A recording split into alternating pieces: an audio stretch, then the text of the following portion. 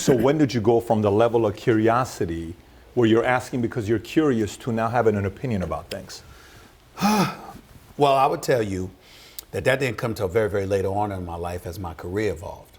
If you remember, I started off as a newspaper writer. I was a writer for the school newspaper, disc jockey for the school newspaper, and stuff like that. And I grew up in an age before social media, before the blogosphere and what have you. And so as a result, you were taught that you had to work your way up to the point where you had a license to editorialize and give commentary. Before you were a general sports columnist, you were a columnist covering one of the leagues.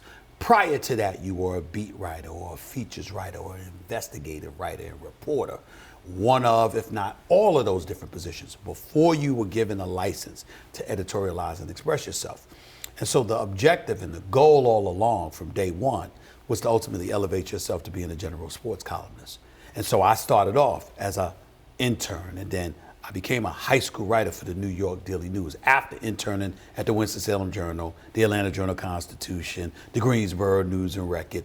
I was doing, my job title was an editorial assistant. I did calendar items and school lunch menus and things of that nature from 8:30 a.m. to 6 at night. Wow. And then from 7 p.m. to midnight, I covered high school sports, high school football in the Piedmont Triad area for the Greensboro News and Record for free. I did that on my own time. The goal was to always accumulate published clips because I knew coming from an historically black college like Winston-Salem State, if I was going against people from Columbia to the University of Missouri or Northwestern, the UCLA or whatever, and it was their school against my school, my credibility would be challenged because my degree was in mass communications and it wasn't known for journalism per se as an institution, as an HBCU, while those schools were renowned for having journalism programs. And so I knew that I had to accumulate practical experience, published clips or whatever, because if I did that, then I could walk into an office and sell my work to a potential employer. Not because my work was better or more gifted than the other people, even though in some cases it was, in some cases it wasn't. But it was also me displaying my level of tenacity and my commitment to being in that profession. Because I knew and imagined that an employer, if he's looking at somebody that has a laissez-faire attitude per se towards being in that industry and doesn't necessarily want it, I know every employer wants someone who wants it. I don't care who you are. I don't care what you're doing. If you are in a position where you hire somebody, the number one trait that you want to see outside of their obvious ability is the want it factor. How bad do you want this? What are you willing to do to be exceptional at this? Are you willing to go the extra mile? When is the job finished? Is it when you punch a clock or is it when the job gets done?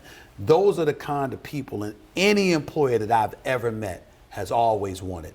And I knew that by showing my resolve and my tenacity as a person that was willing to work for free, as a willing to do numerous internships and stuff like that, what could they say?